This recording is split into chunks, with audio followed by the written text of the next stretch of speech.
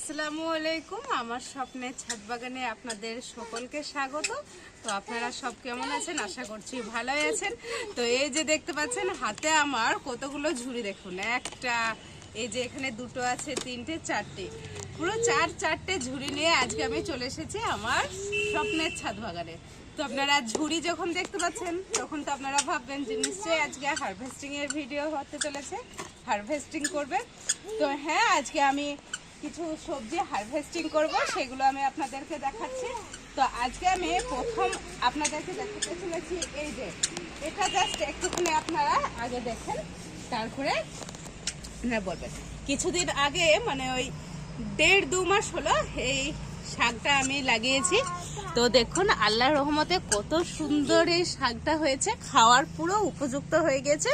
তো আজকে আমি এই যে চামলায় শাক বলেন আর অনেকেই বলেন যে পুনকার শাক, যেটা যারা যেভাবে চিনেন, তো এই শাক আজকে হারভেস্টিং করব। তার পাশে এই যে আমি দেখাচ্ছি, এই যে দেখুন কত সুন্দর মটরের গাছ হয়েছে, দেখতে পাচ্ছেন কত সুন্দর মটরের গাছ হয়েছে।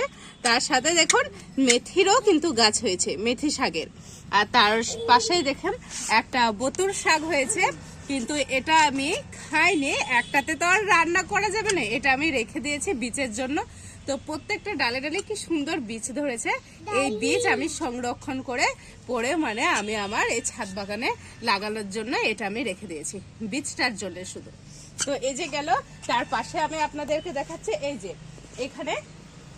এখানে হয়েছে আমার লাল শাক। দেখুন কত সুন্দরভাবে লাল শাকটা হয়েছে, এটাও খাওয়ার মতো হয়ে গেছে।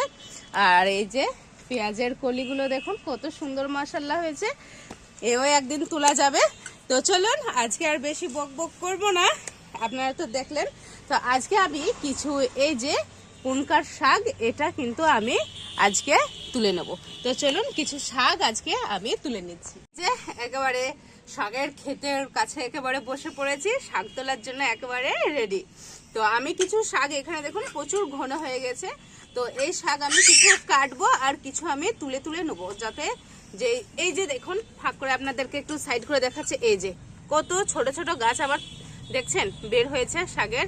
তো এগুলো বাড়বে না, সেই জন্য আমি কিছু জায়গাটা তুলে একটু ফাঁকা করে দেবো। তো এই যে আমি হাতের সাহায্যে কিছু শাক কিন্তু আমি তুলে নেবো এখানে। তো এই যে এভাবে আমি কিছু শাক তুলে নেবো, যেগুলো বড় বড় সেগুলো আমি তুলে নেবো, কাটবো না আর। তো চলুন আমি কিছু শাক তুলে নিই, তারপরে আপনাদেরকে দেখাচ্ছি যে কতগুলো শাক আমার তোলা হলো। তো এই যে দেখতে পাচ্ছেন কিছু আমি তুলেছি, আরও কিছু এখান থেকে আমি তুলে নেব। তো এখান থেকে 2-4টা আরও তুলে নিলাম। এই যে দেখুন কত ফ্রেশ আর তাজা, তাই না?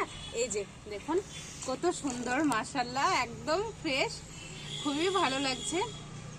এইভাবে ছাদ বাগান থেকে নিজের সবজি লাগিয়ে তোলার মজাই আলাদা। আর এই যে দেখুন কত ছোট ছোট আছে, এইগুলো আমি রেখে দিলাম। আর তার সাইডে লাল শাকগুলো আছে, লাল শাকগুলো পরে কাটা যাবে। তো এই যে এখানে আমার কিন্তু শাক তোলা কমপ্লিট। আর এই যে এখানে দেখতে পাচ্ছেন ধনের পাতা, কিছু ধনের পাতা আমার দরকার, তো কিছু ধনের পাতা আমি কেটে নেব। ধনিয়ার পাতাগুলো দেখুন কত সুন্দর হয়েছে মাশাআল্লাহ। তো আমি কিছু ধনিয়ার পাতা এখান থেকে কেটে নেব।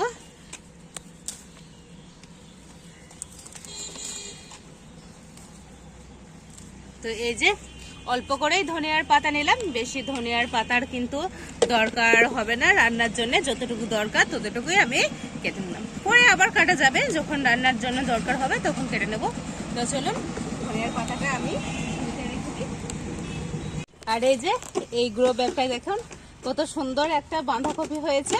তো এই গ্রো ব্যাগ থেকে আমি কিন্তু এই বাঁধাকপিটা তুলে নেব। তো এই যে দেখুন মাশাআল্লাহ কি সুন্দর হয়েছে, তাই না? তো একটা বাঁধাকপিও তুলে নিলাম, আর একটা ফুলকপি আছে সেটাও আমি তুলে নেব। আর এই গ্রো ব্যাগের যে মাটিগুলো দেখতে পাচ্ছেন, এই মাটিগুলো আবার আমিও নতুন সবজি লাগানোর জন্য ইউজ করব। তো আমি বাঁধাকপিটা এখানে রেখে দিই, তারপরে কিন্তু আমি আমার ফুলকপিটা তুলে নেব। তো এই যে এখানে অলরেডি 3টা বাঁধাকপি তুলেছি, ফুলকপি তুলেছি, সেটা আপনারা দেখেছেন। আর এই যে একটা আছে, এটাও তুলে নেব, দিয়ে এই ক্যারেটের মাটিটাও আমার সবজি লাগানোর জন্য আবারও ইউজ করা হবে।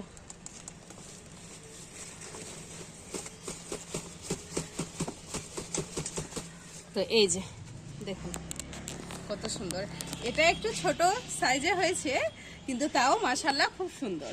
আর যে তিনটা আমি তুলেছিলাম সেগুলো কিন্তু মাশাআল্লাহ খুবই সুন্দর হয়েছিল।